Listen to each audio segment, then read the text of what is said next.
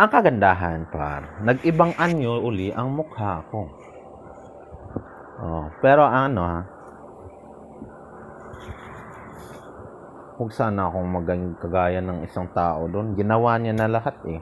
Yan yung tinanong ko pa, saan ka kumukuha ng pangkain?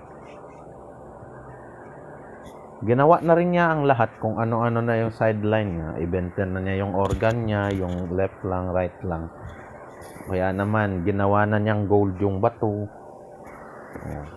Ginawa niya na rin lahat ng excuse para lang mabuhay. Oo. Yun ang money laundering. Kasi, ang galing ng trip na yun. Bato gawing gold eh. Para sa amin, sana ko kumukuha ng pangkain, yung pantsaw, trabaho. Kaya pag wala akong trabaho, wala akong pangkain,